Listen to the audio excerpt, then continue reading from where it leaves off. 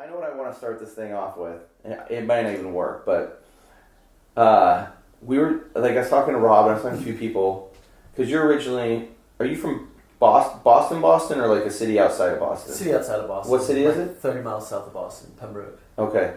Because Rob and I were talking, and it just seemed like, especially in the 90s, like, the spots in that area, it seemed insane. Like, you know, we were talking about like, turtles and turtles the hospital banks and like Sea Bowl and stuff. Yeah, the Sea Bowl, and just seemed like it just seemed like there just was crazy stuff to ride back then. And the scene really didn't get a ton of coverage. I mean, it did get coverage, but it wasn't like a ton. And most of those spots are even gone now, aren't they? They're pretty much all gone. Yeah, I remember I went to the hospital banks once, and they had to, like, you know, it was all like blocked off where you couldn't ride it.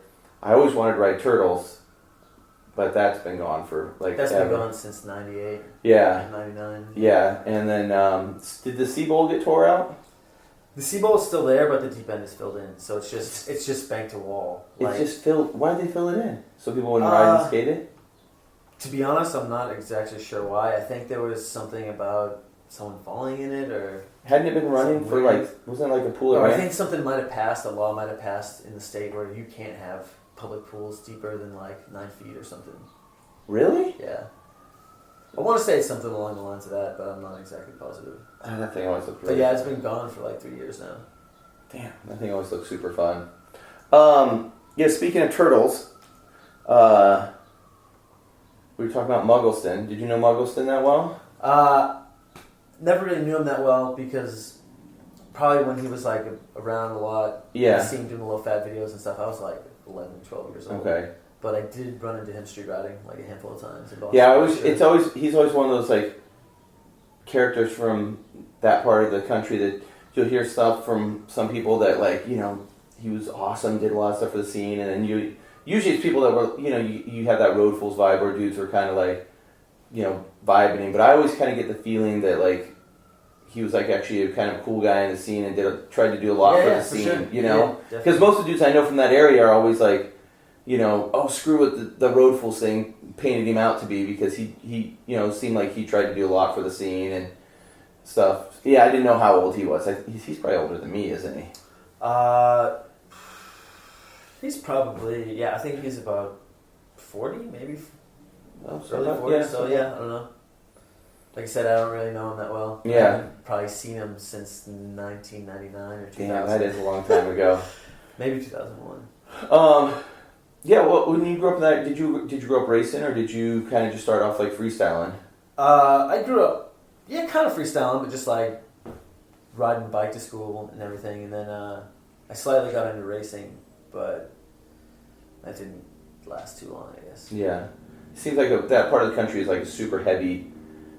It feels like it's almost more heavy freestyle than it is race, you know, with like kind of the dudes from that area. Yeah, I mean, the racing was definitely a lot more prominent in the 90s, but altogether, it's definitely more freestyle. Yeah. What transitioned you from like getting, you know, riding just to school? Like, what was the kind of that early spark to kind of pull you into BMX? I was always kind of into it, but never really did it. Yeah. Like, I always had a bike and everything, but I guess it just wasn't until I found out what Mall's bike shop was, Dick Mall's bike shop was. Oh, And like when I went in there, it's like when you're a kid and you find a pornographic magazine in the woods. You know? I mean, now kids have internet, but my dad had so many Playboys, and me and my stepbrother would just steal boxes. My dad would never even know, and just take them down to this treehouse and store them. Yeah. Yeah, I thought they just grew in the woods when I was a kid. I was just finding random places. But yeah, there'd also be like dick pumps and stuff, so it's weird. I never ran into that.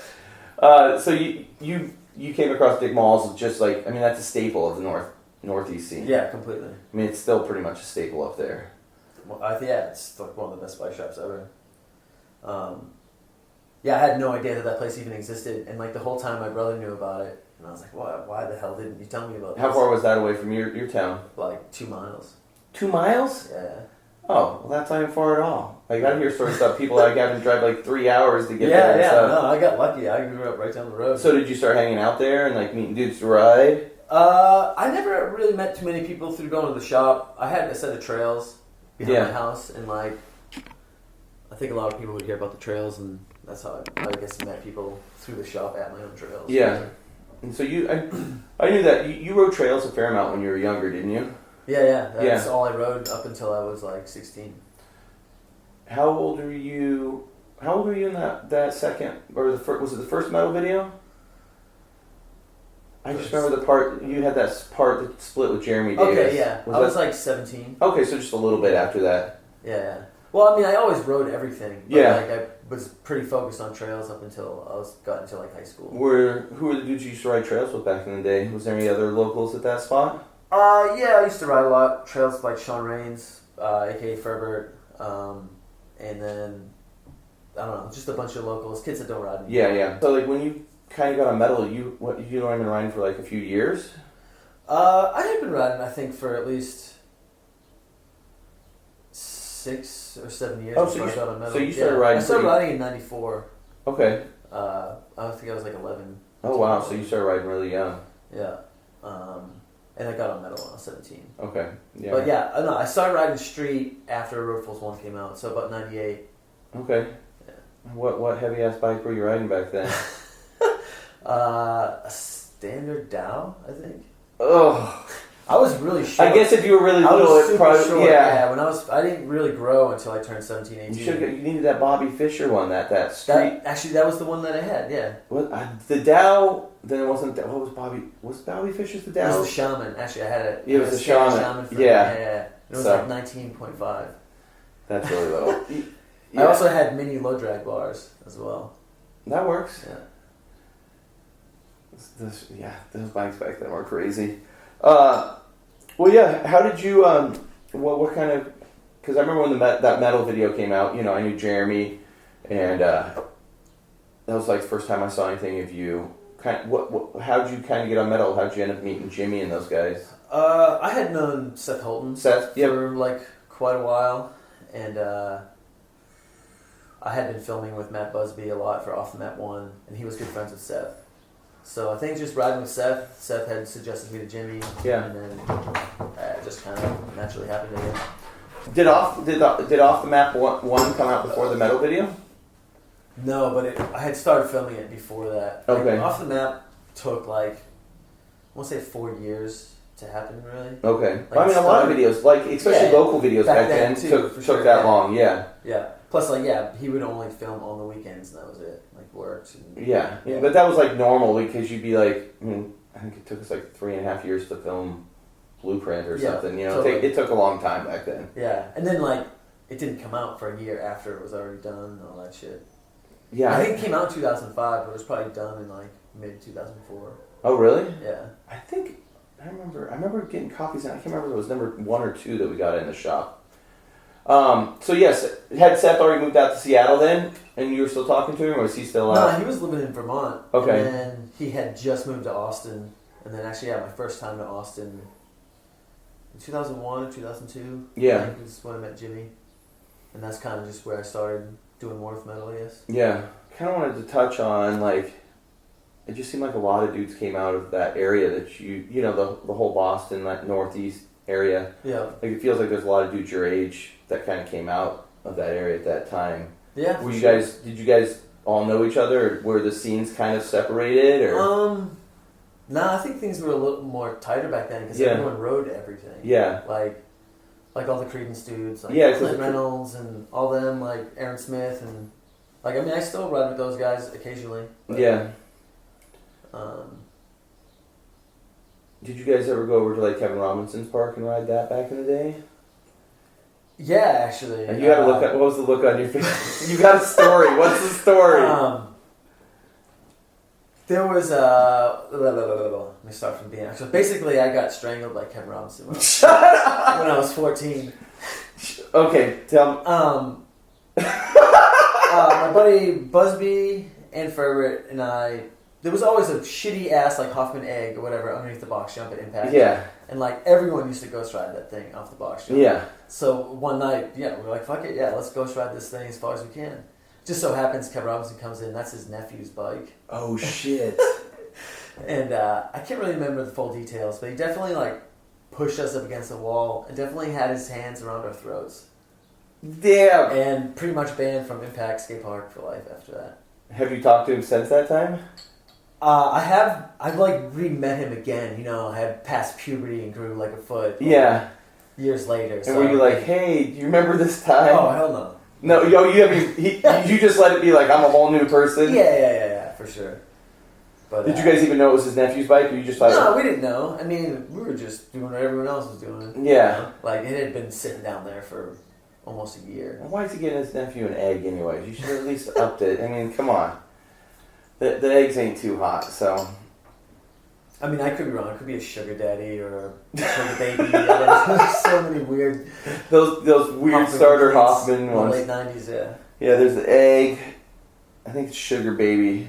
I don't even know where you get that name. But, yeah. So after that metal video came out, did you start trying to travel more and stuff? Had you graduated high school yet? Yeah, I think... Well, right when I tore my ACL pretty hard. Oh, wow. Like, right when I graduated high school. So that put me out for, like, almost a year. Yeah. And then I think the metal video came out right after that. And I immediately was, like, driving cross country and shit. How did you tear your ACL? I don't know. I've been eating shit since day one, so I mean, I feel like everyone has. Yeah, but, yeah. Like, I feel like I started jumping off shit at a pretty young age. I want to say like first like big stair set, maybe like a 16 set or something, was when I was like 14.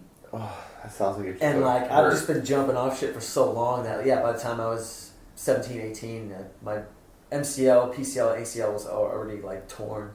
Right knee. I had a buddy back in the day that he would just ride trails and we'd go ride street. This was like 94, and all he was about is finding just enormous sets to jump. Yeah. And like 94, he did like I want to say 8 flat 9. Yeah. He had like Super 7Xs. Like he always had like the most tender race wheels. And he'd be like doing these gaps, and he rode brakeless back then too, but it was just like, and now looking back at some of those forks, I'm just like, dude, I don't even know. That's scary. It's so scary. I'm sure probably right around this time you were doing that, it seems like forks were probably starting to beef up a little. At least one-piece steer tubes. Yeah, they got stronger. Yeah. But then again, I've had some bad incidents where like I was trying like a manual acid drop, and at one point I just was like, fuck it, I let my bike go, and just my bike alone, the fork snapped off. Oh, yeah. That was in like 2002 maybe. I can't even remember what brand forks they were. Yeah, I mean, our fork breaks after a while, so. Sure. So yeah, you started traveling around. Did you just come down to Austin, or? I think I met you I think you came up to Oregon not too long after that and up to Seattle too, didn't you? I think the first time I came to Seattle was 2004. So, okay. Yeah, that sounds about right, because I think you stopped by and rode Jeremy's ramp with us, and it was like before shop opened and stuff. Yeah, I can't remember really. I don't think I met Jeremy until 2005. Really? Yeah. I think, okay. 2006. I just remember you came over and we were riding his little like garage ramp. Yeah. Having like a barbecue over there. Mm-hmm. Yeah, so you were on metal. How many, did you film just one metal part? Or you had two? I had that like half part with Jeremy. The first one, and then Dead Bang. Yeah. How was it filming for Dead Bang? Some of the best years of my life, pretty much. Let's hear about it. It seems like a weird way I made that video part happen. I mean, like I was kind of working at the time at a bike shop. Yeah. And I was also getting a little bit of money from audio shoes. Yeah. Which was such a weird deal. But, I mean, I was psyched at the time. Yeah. I don't even really know how I was traveling so much. I was only, like, living off of, like, $300 a month. Yeah, that's not very much. But, yeah, I was just trying to hook up with Navaz as much as possible, filming for that. And I guess it was, like, a 2-year span or something. Yeah. And you guys did a couple full metal trips for that thing, too, didn't you? For that video, we did one trip to Canada. That was like a full team trip, but that was like a complete disaster. What happened? It was just, the whole trip was just permanently stoned. Was it Vancouver?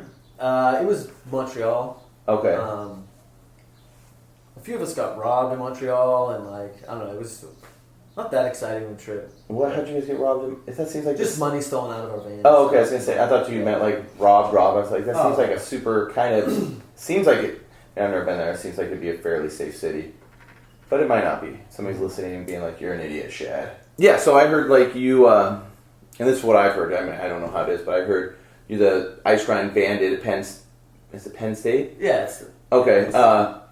Did you guys ice grinded about the same time? I heard you guys didn't know that. Like, you didn't know Van did it or something, or? No, that must be a rumor, I guess. I had wanted to ice that, like, ages ago. Yeah. That was, like, my thing when I was a kid. Like, I just fucking loved ice pick grinds. But, I can't remember. I think I had done it, like, the same week that Criminal Mischief came out. Oh, okay. But, like, I didn't want it used. You just wanted to do it? I just wanted to film it to do it. Yeah. And then I think Busby had used it anyways. Did you use it in one off the map video? I think it was used. Yeah, okay. Yeah. But no, I had known that Van did it. I can't remember if I had tried it going slow, being a pussy or whatever. And then when I seen that Van went fast and did it, like I just wanted to do it. I wasn't trying to like. Yeah. ABD or whatever. No, yeah, I wasn't even really a thing back in the day. I feel like you just like whatever. No, especially at that time, there wasn't like soup. Yeah, people hadn't really laid down the 10 Commandments of street riding at that. Yeah, for sure. I mean, I abide by that. I mean, if someone's done it. It's been done. Oh yeah, for sure. But definitely back then, especially street riding, and things did run a lot looser. Mm-hmm. You know, like yeah, for sure. I mean, there'd be times you'd go someplace with your buddy and you knew somebody did a big rail, but it was just a big rail, and you know, you're like, well, we're just gonna do this rail, you know. But yeah, so did you get it first try or how? Yeah, I think so. Okay. Or I think maybe I like looped out a little bit on the first one or something. That's fucking. That was 16 years ago. And it's like, what is that rail? Like a 15-series rail? I think it's a 20. Like, I know it's like mellow or something. Was this somewhere between a 17 and a 20? Yeah. Yeah. It's an 18. Oh, it's 18? It is an 18. Yeah. When we were talking about you filming with Navaz, so you filmed with Navaz a little for the second metal video, and then you filmed with him. What was that ride video called that you had the part in? I never had a part in a ride video. Oh, I thought you had a part in a ride video. I'm gonna check it out. Which video am I thinking? I was supposed to film a part for Insight with Navaz, but we ended up just working on Dead Bang. Really? I am so brain dead today. You just like smack me in the face. It's all great, man. I forget sometimes too. It's been a while. Yeah, I'm like, dude, I'm melting today. I'm just now like confused. I'm trying to get my memory straight. Which is the part you got the Nora Cup for? Dead Bang. Okay, then that's what I was thinking the whole time. Same year Inside came out. Okay, for some reason, maybe Chester just talked about you being in that video because I remember you were supposed to be in the video. Yeah. After you did all that traveling, did you just go back east, or did you end up moving down here to Austin after that? No, wait, what traveling after around 2004? Yeah. No, I lived in Boston up until 2008, but I was traveling so much. I was probably only home 4 months of the year. Yeah. I was spending a lot of time just going back and forth to Seattle, Austin, going down to Philly a lot. Yeah. But yeah, I moved to Seattle in 2008 for about a year. Yeah, I remember that. And came back to Boston and then came here. And you've been here for how long? 3 years. Okay. But I spent the last 14 winters out here. Oh shoot, that's why it does it. Because you just said 3 years, and I was like, really? Yeah, I've been coming out here since 2004. Okay. 2002 actually. Do you want to kind of chat about kind of how metal, kind of how you transitioned, left metal and started Bonedeth? You want to touch on that, or? I mean, you can if you want. Yeah. What year was that? About 2000? 2010. 2010? Yeah.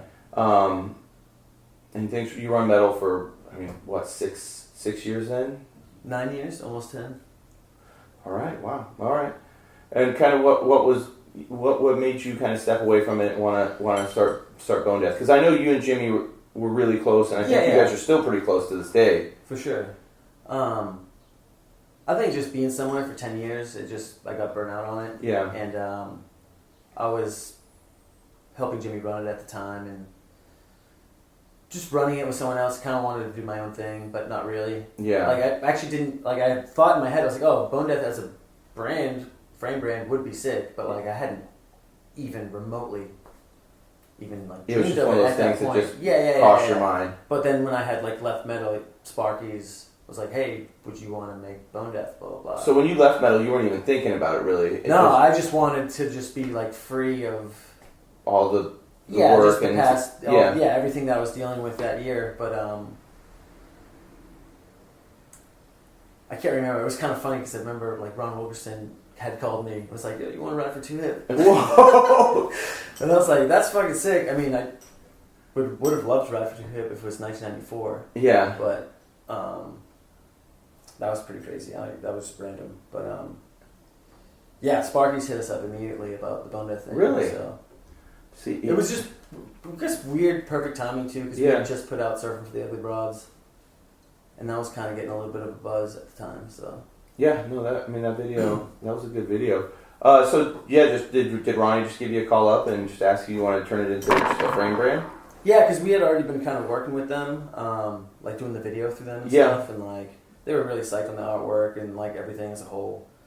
So they seemed like just hyped on everything we were doing. So with videos like Surfing for the Ugly Broads, you got random chicks in there, you got random skits, stuff you guys are kind of known for, like just getting crazy. Where do you find these chicks at? Are they just like homegirls, or you just like put a Craigslist ad out for them, or? It's funny, people always bring up the Craigslist thing. We really only ever used it once. Yeah, I've heard that so many times. And like it was like the worst we've ever had. What happened? Just someone who was just really difficult and like thought that we were filming for Fuel TV for some reason, and like just I don't know. Like thought there would be more money or something involved, or no, just I don't know. It was just really awkward and like one of those double agent type things. Like this looks like an attractive girl, and then it ends up being like a dude, but not really. Oh, okay. I was like, what? But no, most of that stuff is just friends of friends, girlfriends that come and go, and like just meeting people, and then occasionally like we hit up some new people about it. But where do you get the ideas for the skits? Because they're pretty all over the place, and I don't know, everyone on the team is like a just weirdo, like weird shit fanatic. Yeah. Basically like all weird, just trashy 80s films and stuff like 70s snuff films, all that weird crap. Like, I don't know. It's just kind of something to go with, that goes with our riding. Like, it's just kind of loud, so it works. Have you been, because it seems like some of those things you'd be filming, and I know some of them seem like you're filmed like, in a house or apartment, but there's a few that seem like filmed outside. If people like freaked out, like you guys looks like you're like the ones you're like kidnapping a chick or something. Like it seems like people around, like somebody like lose their shit. Like what the fuck's going on? Yeah, we've definitely had cops show up for stuff just like that and everything. What do they say? I mean, once they realize that we're just filming, it's all gravy. I'm sure for some people though, that the cops that are just generally freaked out. Yeah, it's got to freak out a lot of people. I mean, just even in general, like someone like Kurt or me going up on rooftops and stuff. Like sometimes Kurt will be up on a roof. It'll be someone's home with a saw, like sawing tree branches super hard and tying power lines. Like that must look insane. Like there's this Mad Max character up on my roof tying my power lines together. Yeah, it definitely looks weird from the outsider's perspective. Yeah, I mean, you guys are on roofs a lot. I mean, you probably get a lot of people coming. What's the craziest? I mean, other than him moving power lines and sawing down people's branches, what's the craziest thing that's really happened since you've been? I know hard. It's happened. I mean, people have pulled out guns on us. Like all kinds of wild crap has happened. I can't think of any like specific incidences that Did you get in trouble for that one where you bounced off of that fence? I had to go to court. Actually, I had to go to court because the owner said that I damaged the lower part to the roof. Yeah. And even at that moment, like when the cops came and stuff, I was like, no, I went off the top.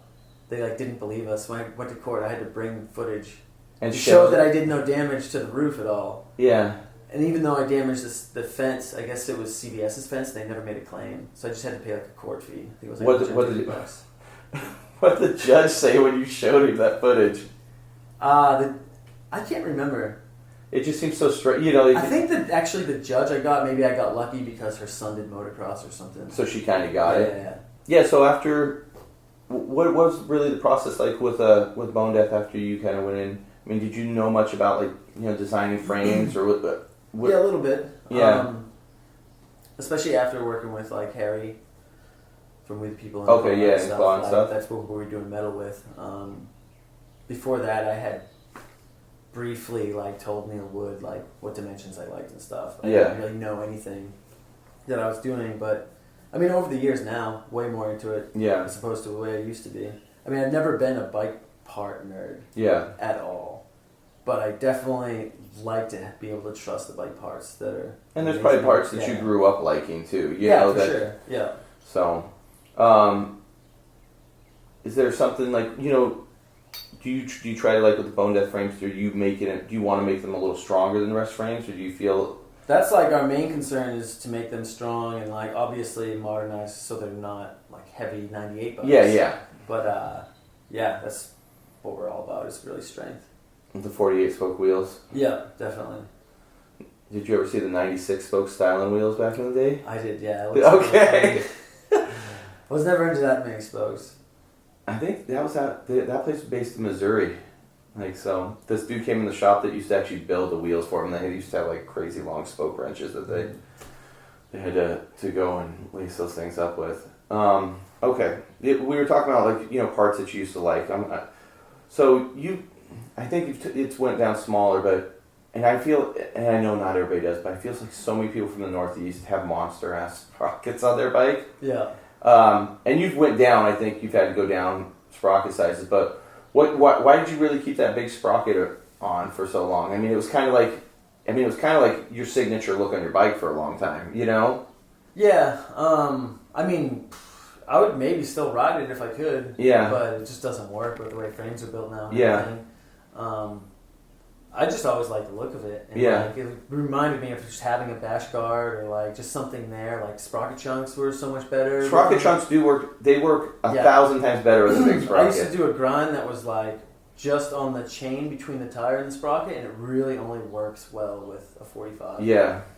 I don't know. When I first started seeing small sprockets, they looked like scooters to me. It just reminded me of like, I don't know, just weird, crappy discotheque stuff. So it just took me a while to get used to the look of the. Do you like the way like an older, like maybe mid school bikes, the stylizing of it? Yeah, for sure. Yeah. I mean, my bike's I like it the best it is now, but some of the older bikes definitely more. Do, yeah. Well, I mean, your bars are. You rode low drags, and your bars. Yeah. I mean, it's kind of an ode to the. Because you rode low drags for a minute until you started doing the Bonedeth bars, didn't you? Yeah. So. I rode like the Paragon bars that were the same shape when I was like 12. Oh, the sliver bars. Yeah, and they were tiny. They were. I swear they're like 4 inches. Weren't they aluminum too? Nah, the ones I had were chromoly. Okay, I think they may have done both, but I know which ones. They're like literally like a 4-inch box on them. They were like this. Yeah. Yeah, I think they're like the sliver or the silver bar. Yeah, I had those, and then I had Hoffman. Was it mini low drag bars for years? Yeah, I like. And the only reason I ever got rid of them was because all my trail buddies were like, "Get two piece." It got. I mean, towards the late '90s, it got strict on. Like around '99. And people got because I always had like more of a freestyle bike, and same. People would come like you'd show up at spots, and people would come at you about bikes, and you'd be like, especially if you weren't a kid that like I never raced or anything, so all the dudes I looked up to. I like bikes from like the early '90s that look like literally, like a Mad Max bike. Like it was like, we're like, okay, I'm going to war today. I got all this stuff on my bike. We're gonna go out and smash some things. And then towards the late '90s, everything was getting so refined and it was getting sleek, which was good. But at the same time, I think it was kind of a rebellion against how goofy bikes were for so long. Yeah. But now it's came full circle to where I'm so sick of looking at just a double diamond 2-piece bar. For sure. Like I basically just want a spaceship between my legs. I'm like, give me a spaceship, give me some 4-piece bars. Can you put some knurling and it just looks meaner. Yeah, I'm like, it looks more rock and roll. Could I knurl this top tube? Like, I just want to look at my bike and just be like, okay, this thing is gonna go out and it's gonna like, I barely even use my pegs anymore. I literally leave pegs on. So if a skateboarder says something in the park, I'm like, oh, well, now I'm just gonna go grind everything and be fully offensive. But yeah, I enjoy the way, I don't know. That was actually one of the reasons I really liked, say Dave Young and Lou Radrish. Yeah. And even Joey Davis in the late 90s, early 2000s, because they looked so raw and mean, like their bikes. Like, they're all like, the funny thing is they're all three like the nicest human beings. Yeah. Growing up, like, who were your influences? Because I feel like you probably, with the way you ride, like, and with how heavy trails were there in the late 90s, your influences were probably a little different than, your standard rider at the time. Yeah, I mean, yes and no. Like, when I first started, I really was into, like, Chris Bennett. Yeah. Like, the whole Push crew, all that stuff. I mean, that was Bennett's prime. I mean, dude. And then, like, I grew up watching Weasel. He was a New England legend. And Weasel's super sick. But, yeah, I think one standout dude for me was just Jimmy. Yeah. Levan. Like, I always watched him dirt jumping and stuff. And then when he's, like, started getting more known for street, that's actually when I got into street. Like, Round Road Fools. And it was kind of around the same time Van Homan came into play. So, yeah. like, Van Homan was probably, I want to say my biggest influence. Okay. Sure. But basically Jimmy and Van Homan. Yeah. Sure. I guess Dave Young was a little bit before. I mean, Dave was sort of in that time. Yeah, but I really didn't recognize Dave until Nowhere Fast. Okay. And then. And Lou was here. Lou, he was here and gone so quick. 2001, but yeah. What pulled you towards those guys writing? I don't know. Just that was what was entertaining to me. Yeah. It was just like mean and tough, and like that's what I was into at the moment. I think I had just started listening to like Motorhead and really getting into music, like punk rock and heavy metal and stuff. So it's just like that was what was cool to me. Yeah. So growing up, I mean, you were jumping. I mean, you're known for jumping big stuff. I mean, there's been other dudes that jump big stuff, but you're known for jumping stuff, and you said you started doing that earlier. I feel like when I watch you actually approach a gap, and I watch another person approach a gap, it almost feels like you approach it more like you're jumping, honestly, like trails, and some other people are just like straight approaching it like a bunny hop. Am I making sense? Because you're usually... You're just setting it down easier than a lot of people do on bigger things. Is that something you worked on, or is that just something... I think it's all in your head. I think it's just being comfort. Like, a lot of people, when they blow up on gaps or land like shit, it's because they're stiffening up. They're thinking that the landing's going to be rough. But if you're just jumping it like you are landing a landing and look ahead of you and not down, it's so it kind of does, like, I mean, you're looking at it like it's a landing instead of like a drop. You have to, yeah, for sure. If you look at it like a drop, then you're going to drop and you're going to just headbang. Yeah, and that's why I think a lot of people do. I mean, I don't even know what we could say the biggest thing you've done, but there's been some pretty big ones that it seems like you land pretty damn smooth on when you're going flat, you know? Yeah. I mean, if you just... I know it's totally different. Probably the science behind it is way different, but like if an airplane that weighs so many tons can land from 30,000 feet, then I think that you can land from 10, 20 feet or whatever. Yeah. Yeah. I mean, I never even thought about the airplane thing. I mean, you got less tire pressure. Yeah. But well, I don't know about... Some of those new tires are about the same size as airplane tires. You can have like 2 7s on your bike here soon. Everybody will be just like jumping off of everything, just bouncing down the street. I mean, there's definitely obviously a limit to where you can go before your bike's going to break or your ankles are going to give out. But have you felt like you've reached that limit at certain points? I don't think so. But I think if I had my body from 10 years ago, I could keep going with it. But like, I think there's a certain point where like you're in the air so long, you never know. If you're shifted over a couple inches with like a knee or something, it's going to fuck your whole landing up. What was the gap like? out of, you've done a lot of big ones. What were like the ones that may have been the hardest or had you spooked the most? I can tell you which one scared me the most. Okay. I mean, I made it. I haven't been scary, but the one in Anthem 2 where you nose bonk like it looked like I got out of a parking garage and just dropped into a tiny driveway. Yeah. For some reason, every time I see that one, I'm just like, it just seems like I'm throwing, like you throw a sack of potatoes. You couldn't go super fast for it, you know? That one, it's crazy. I probably wouldn't do that now, but at the time, I did that nose bonk, I think, 4 or 5 times. Really? And like on 2 or 3 of them, I cased my back tire on the nose bonk. But the one that we used was the first one. Really? Yeah, and I was like, I missed the bank. I gotta land in the bank.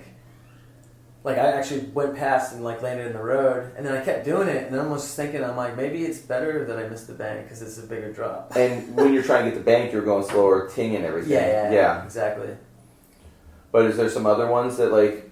That one wasn't that scary, just because we were going slow. If you're going that slow and like you fall forward, like you have time to think. Yeah. But whereas if it's when it's something big and you're going fast, my idea sometimes, I go faster, I'm less scared of it, but you're actually putting yourself in more danger. Yeah. I mean, there's some that I've seen you go full throttle at it, so. Mm-hmm. I can't really think of. I more so have sweated like roof setups where the run-ups are short and like the balancing, like that shit can definitely put some stress on you. What? How scary was the roof setup where you did the manual to gap? That actually I had looked at for like 6 months because I lived in the apartment below it. Yeah. And that was the last day that we were in that apartment. Okay, here's the last day I have to do it. And I had just ridden some ledges that were very similar to the same thing. And I did 20 in a row. I'm like, if I can do this 20 in a row, then I can do that. Yeah. But it's kind of funny because my buddy, party management, was like screaming. Like, you can't do this, don't do this. Like he was not to do it. Yeah. And I was just like, oh, come on, man. Like, I got it. But, you're like, don't that one, I wasn't really that scared of that one. And that photo, what was that photo in Dig, I think? Yeah. That photo, like, that photo was nuts. I want to say maybe the one I was probably most scared of was the Predator Gap here in town. Which one's that? It was in Anthem 2. It's like a ledge hop into like over a parking lot into a bank into like a riverbed. Oh, where you got taken out by the bushes at the end? Yeah. Okay. Because like I had thought that the way the angle into the gap was that I was going to land on the bank and like wash out. Yeah. Yeah. Yeah. I don't know. I was waiting for the graveyard one, but. I mean that was into grass, so it wasn't as scary. Yeah, but it looked. I mean, it's large. Yeah, it's big, but I feel like just the run up was scarier because actually jumping in. I'm like, once you're off of it, you're like, oh, this is fine. It's so bumpy but like coming pulling down. ass into that thing is scary because it almost seems like you're gonna flip over the bars and then get hucked off the top of it. Was anybody at the graveyard that day? Like just some random people? Luckily, we got that done. I think all within like maybe 10 minutes. Okay. But yeah, I don't think there was many people there that day. Imagine just some like random old lady go and put some flowers. You're flying over. I mean, we could talk about just like how riding is different from like our generation to now. Yeah. I mean, it feels like it feels like it's worlds apart. Like just it is worlds apart, and then I know for myself, I'm super appreciative that I was born when I was born and not now. Like, and I'm like not trying to make come off like, oh, I'm some old guy and shit's better than it is now, but it just. You don't think stuff's as far back as it is, and then you go, oh, this is this long ago. But it's just how much BMX has changed, like literally in the last 10 years, like how it's presented, how people approach riding is like, it's insane. Like, well, it's just crazy that like, I don't know how you feel about it, but it just seems like the nostalgic part of BMX is like gone. Yeah, well, like nothing's memorable anymore from after like 2010. Yeah, you don't hold things. I don't feel. I mean, there's definitely kids that do. There's definitely has to be. Yeah. But a lot of kids, I don't think, hold certain things close to like their heart about like growing up riding and stuff because maybe they don't have to because it's all on their phone. Like And there's so much. They're being fed so much. Yeah. Like where you get a video or 2 videos a year, maybe one big video and a local video, and you were like, you know, you consume that same video over and over so much.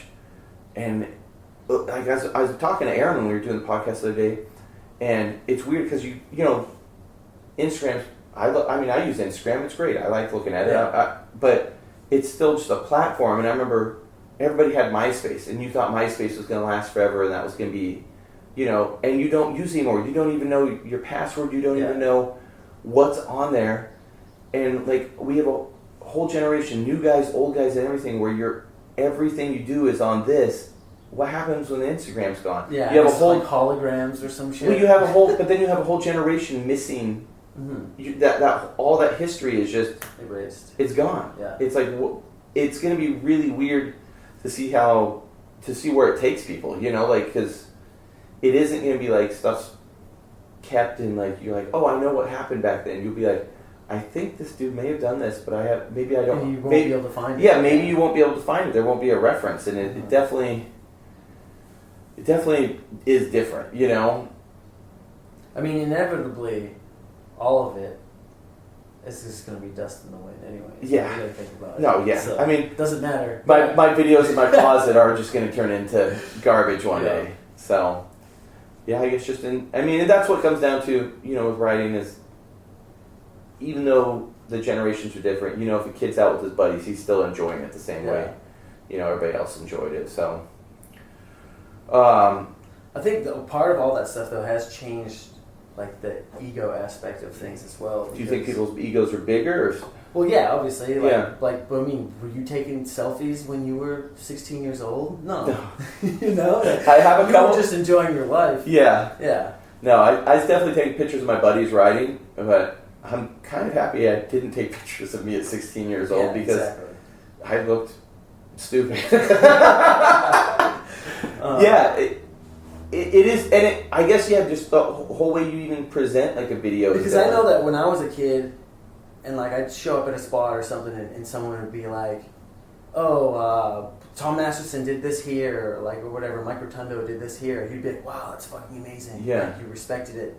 Now kids go to those spots and they're like, "Well, can I add this bar spin in there? Or can I do this? Yeah. And put it on Instagram? Like, or I want to one that guy up." Like, it's like that more than ever now, I feel like, with new kids. Yeah, it definitely, well, I mean, it's like the Tony Hawk. It's just, I guess, everything. It's an added trick generation, you know? Mm-hmm. It's like, I mean, the bike riding, definitely, the level of riding is crazy, but I do think the added trick has taken a little bit of the creativity out of how you look at a spot. Yeah. Instead of just being like, I have this base thing, and you just add a trick here, there, one in the middle, instead of being like, how can I utilize the wall? Can I instead of using a ledge, which is a square, you know, because that's how a lot of people see it, you know, I want to think of, I look at, you know, I feel like I look at it instead of just that one object, you want to look at the whole thing, you know? Yeah, it's definitely, and you know what, to be honest though, like, every generation's like that. I mean, what happened to like the vert riders in the late 80s, you know, when all the vert ramps were gone or they're getting cut down to mini ramps? They were like, what the fuck? Yeah, I guess that's like, true. You know, you guys want to do a tail taps and a bubicas when you could have been doing a 10-foot air? Like, and you want to cut this ramp down? Like, what are you doing? Now the ramp's been cut down to just a little bar. Yeah, the ledge. Yeah, but it's like... It'll just be finger bikes in 10 years. As the bikes get stronger, the objects get smaller. That's insane. You know, it's like, yeah, those dudes back then are just riding the wonkiest bikes, just wanting the biggest thing to ride. Yeah. And now the bikes are like super solid. It's like, oh, we're sounding like some salty guys right now. But yeah, it's definitely nuts. We could kind of tie into this. I mean, another thing you don't see a lot of people doing, and I do feel like it was kind of more a late 90s, early 2000 things. It's like really searching out like tranny spots and, you know, really unique spots. I mean, lately, like the last 2.5 years, I've seen a lot of like pool shots of you, and it seems like you've kind of embrace that or just kind of, I mean, you grew up riding everything, so I mean... Yeah, and I was super, like, a huge fanatic about stuff like that, and like, from like 2000 to 2004. Yeah. And then,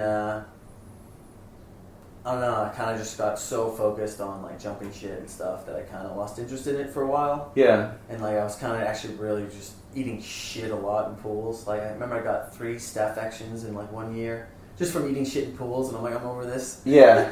But since I moved here, there's so much shit like that in Texas that like I'm like I can't not ride all this stuff, And I mean, you've been riding a lot of it. It seems like you've got a lot of good spots and... Yeah. I mean, that stuff's definitely way harder to find in New England.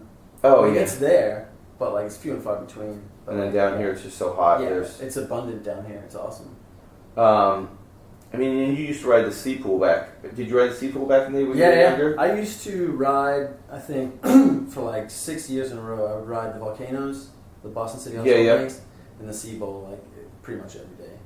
Oh, that sounds so good. Yeah. That sounds so... Because... I mean, you don't even see, like, at least with those Boston banks, you don't see spots like that new come up anymore. It's like those are kind of a throwback to, before everything like blew up. Yeah.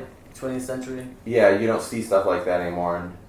And that sounds fun. I'm going to see what some of the questions are on Instagram. Yeah. Sometimes some of those are even, like, better because, like, you'd be so brain dead and somebody will bring up the most obscure, random thing. I put it up a little late, but let's see what you got. I posted it too, so there might be some on there. Oh yeah, you got a good amount. You want me to read through a few of these? Sure. Okay. Okay, we're going to answer a few questions that everybody's got online. Oh, we're doing good, yeah. I mean, we're at like an hour, so if we do this, like, sometimes like you'll be like, and then you like look and you're like, oh shit, we've been talking way longer than I thought. How long do you usually make them? Well, other than Evans, usually they go for an hour or two, on an average an hour and 15 minutes. Mm-hmm. There are a few ones like Fiola, and went a little longer. Chase went like an hour and a half. But no, we're doing good. So I'm just like you're doing this with me, man. I do appreciate it. So for sure. I know I could go either way. Sometimes I'm like talkative and weird. Sometimes I'm just the good thing about a podcast, it's like one day if it's like you and Dean and a few people around, we can just sit. It's just bullshit. It's just, and it's like sometimes when I sit down with people, it's like I do want people to kind of know everybody's background in BMX because everybody comes from so many different spots. Totally, yeah. It's like people get in BMX for different reasons and kind of, I mean, that's what's awesome about it is there's so many different types of people. And you'll look over at a group, sometimes you'll look at a group of BMXers and if you took the bikes away, you'd be like, why are these people hanging out? Yeah. Like, I'm sure there's been times, like, maybe back in the day, you and Ed chilling right around New York City, like, hanging out, and, somebody look over and be like, they don't understand the correlation between you two. But, BMX brings people together that wouldn't normally be hanging out, maybe, The real David Figaro wants to know, what goes through your mind, before doing something big? I guess it depends on the circumstances or the situation, because sometimes it's, I don't know, sometimes you feel like a nut, sometimes you don't. Yeah. Sometimes I see a setup and I'm like, I'm never going to be here ever again, and I won't be in the mood. Yeah. But I'll just be like, I have to do this. Yeah. Or I'm going to be beating myself up over it for like ever. Yeah. So when that happens, usually what's going through my head is like, I'm going to eat shit. And usually when I do that, I eat shit. Yeah, but I mean, fuck it. I like using my crash clips. Not a lot of people do. So it makes stuff more exciting. Yeah. You see something, you're like, this motherfucker is not this polished. You just see a video and it's like, everything's perfect, and you're just like. And when someone is that polished, then they're not trying hard enough. Yeah. Like if you ain't eating shit, then you ain't putting in the effort. Yeah, yeah. I just like seeing. I like seeing the effort. Yeah. I mean, that's what I enjoy. Yeah. There's some wild questions in here. I'll skip through some of these and let you look at it at the end. Right. Montana Ricky wants to know. Was there a rider that helped you form the riding style you have today? you know, was there a certain rider growing up that kind of helped mold you into the rider that you are today? You know? Yeah. I feel like everybody that comes up kind of does have that kind of guy. I want to say it's either Jimmy or Van. Like I spoke of earlier, like Jimmy LeVan, Van Homan, I feel like is a perfect description of my riding in a way. Yeah. Like I don't really do all the tech bar spin stuff that Van does, but like his aspect of like the spots he finds, setups and everything, just gnarly shit. And Van's known for riding everything and too. then I like Jimmy's simplicity of just like a kick out tooth or like a straight gap, like go big, like pretty much those two guys. I mean, there's so many growing up. Like I was always psyched on Troy McMurray and Gons. Was there any local dudes? Local dudes, yeah. I mean, actually, I want to say just the whole like Malls crew. Like they used to be called the South Shore Posse. I looked up to those guys, like Mike Rotundo and Mark Charquet. Tony Long, John Mall. Those guys definitely I was psyched on because they were pretty much like the best dudes around in my area. But I mean, those dudes and Weasel too. Dude, Weasel. I sweated as a kid. Dude, I sweated Weasel so because he was just he was so entertaining to watch because he was loose. Yeah. But when he held it together and did stuff, it looked good, you know. And it always looked like he was having Weasel when he would ride. And I've never even met the dude. No, I did meet him once on a Road Fools.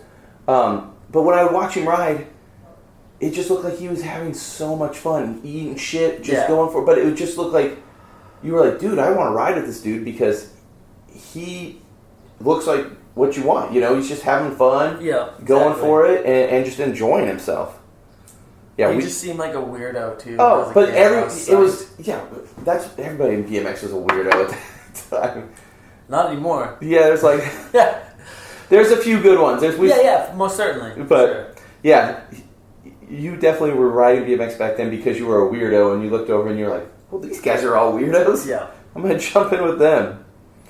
I think we kind of covered what gap and spot scared you more. Or was there maybe a rail more than a gap that scared you? It's just hard to think. There's just so many times I get shit out of myself that it's you know which one's point just one. I'll bring up which one other than that nose drop. You know what other one scared me? The tooth grind, the kick out tooth grind you do where you like catch your pedal on the upright and it explodes. In dead bang, That just the whole thing just looked because it just that one scares me. That clip scares me. I mean, sometimes with shit like that though, it's good to know like how durable the human body actually is. It's very durable. I actually ate shit on that twice, and then I went back there a week later because my knees were like the size of watermelons. Yeah. But like I just stopped smoking for 5 days. When you get hurt like that, do you go home and ice and stuff nowadays, or? Yeah. Okay. For the most part, definitely. I mean, I eat a lot healthier than I used to. I used to just eat. I was vegetarian. I just ate pizza and candy all the time. Now I'm like eating like a normal human being, like eating vegetables. And here's one. I mean, you kind of went over Van and Jimmy, but maybe modern riders. Who are kind of your favorite riders at this moment that like if something comes out you're excited about? That's hard to answer. I mean, I guess for the most part, all the dudes that ride on my team are my favorite riders for sure. Like Colt Fake. Colt Fake's, dude, how sick is that sequence in the new ride? Yeah, he is. The front flip into the He is one of my favorite bike riders of all time, and he's actually got a lot of shit going on this year. Is that what? Yeah. I'm not going to say. So, I won't even say. Colt Fake is... Yeah, he's fucking rad. And Kurt Petersell. Yeah. Chris Crawford. Pretty much all my dudes are the sickest. When Albie gets a banger, it gets me psyched for like 2 days. I still love the clip of Albie 3 in the stairs where he takes out the His old lady. His clips, they're always entertaining. Yeah. But as far as maybe riders outside of Bonedeth and stuff, just really anyone when they go big fast, like Chase and Tom Dugan, and like Chad Osborne. And, I know I'm going to forget some names in here, but like Jeff Slatterly. Just dudes that go fast, big. But I also like the freestyle stuff too. Like, we got one here from Vagabond Streetwear, and this kind of ties into what you and I were chatting about earlier. He said, "What was your impression of Kansas City?" And I don't understand the rest of it, but you were up in Kansas City recently, and he kind of wants to know what your impression of it was. I mean, I was psyched on it. I'm gonna start coming back more, and it's gonna be like another city for me to visit quite often. Yeah, that place little is pretty undiscovered rad. gem. Yeah, a little undiscovered gem, and the locals are awesome. So definitely a good scene there. Yeah. Janice Stroach, or who even knows? He wants to know, why do you think people aren't really using a lot of speed and big spots for riding nowadays? Why do you think things have pulled away from that? Well, I don't think that has stopped. Yeah. I think that just the amount of nipple stuff you see on Instagram every day, you can't see big stuff like that every day, or everyone will just be dead. It's true. Yeah, that's a good point. And back in the day, like you were saying, like you get 2-3 videos a year that are like maybe 40 minutes long each. Yeah. Whereas now you can watch like 200 minutes new footage every day. Yeah. But it's mostly going to be nipple stuff. So yeah, I don't think that riding, like speed and big stuff, has gone anywhere. I think you just only see it when it's quality over quantity. Yeah. You can't have a quantity of that stuff. I don't care who you are. Yeah. Like even like Garrett Reynolds, people obviously has a quantity of gnarly stuff, but you can't put that all out in one day, Yeah. Speaking of videos, what were a few of your favorite videos growing up? I mean, I can't remember. Either my first video was Juvenile Trickery or 1201. Yeah. And 1201's so good. Yeah, 1201's still. Wilbur Diz Street. One of that my 180 at the beginning of it. Yeah. Oh my god. Exactly. That's still big, dude. Yeah. Yeah, I'd say maybe 1201 was one of my favorite videos growing up. All like the Scum videos, Lights Out, Anthem.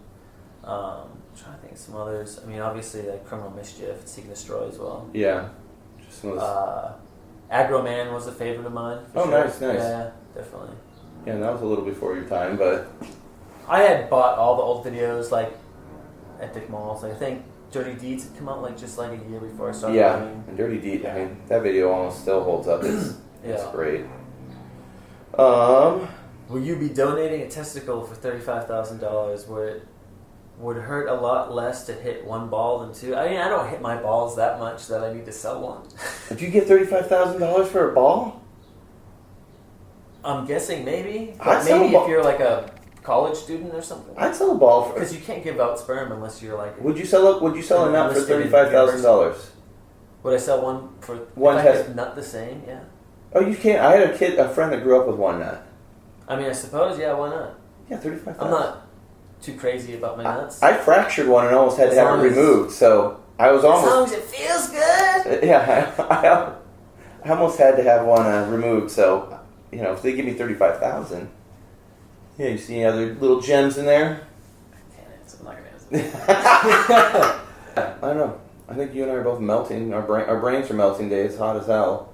Yeah, you want to thank anybody or anything before we end it? Before we melt away into oblivion? Thank you. You could thank. I mean, you don't have to thank me. I'm just sitting on your couch. I mean, if there's anybody or any other things you want to. Is there anything else you want to address or talk about before? Yeah. I think we're good. All right, cool. Am I supposed to thank people like it's like a props interview or something? No, I don't know. We're good. We're gonna drink some. We're gonna drink some water. All right.